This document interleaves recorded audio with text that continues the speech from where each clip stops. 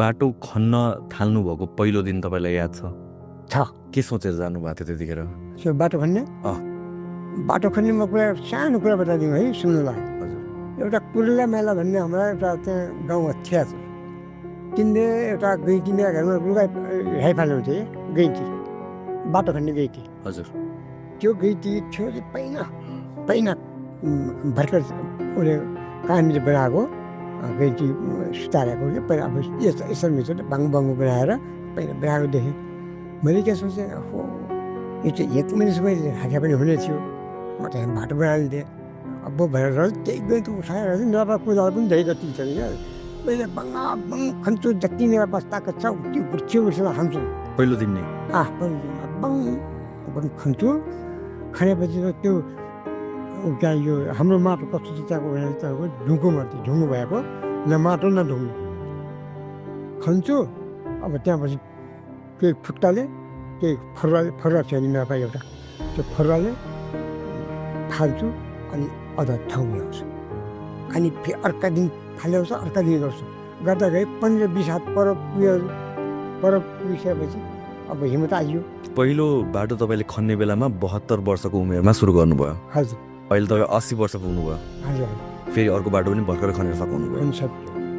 यो उमेरमा यतिको जागर घाउडा यो अब क्या भन्नु अब हाँस्ने आयो। अब मेरो छोरा 4 भाइ छोरा अब कोही अन्डा कोही नम्रा छन्। अब मलाई अब खुसी अझै पनि खुसी आउनाले मैले अहिले बाटो बनाउँदैछु अब अहिले यही फागुन महिनामा बनाइसक्यो।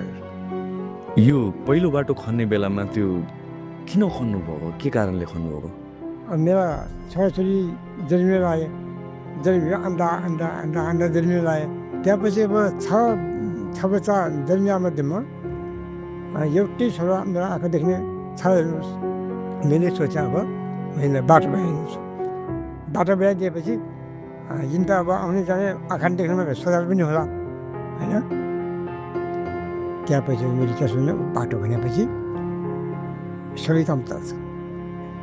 पछि म आएपछि मैले बाटो खनेपछि मान्छेको आँखा उभियो। त्यहाँपछि मान्छेले अलि ठुल्ठुलो काम गर्न लाग्यो। पहिले दोकानले राखिदियो अनि कोही के गरिदियो अलिक त्यसै पनि छ त्यो पनि गर्छ। अहिले बड्डाले गएको छ। बड्डाले गएको हामीलाई फाइदा भयो। यो बड्डु हाम्रो एउटा पुरानो बाजे भन्दा पनि के भन्छ बाजे त यो रहेछ हाम्रो भन्ने भयो भन्ने उसलाई भयो।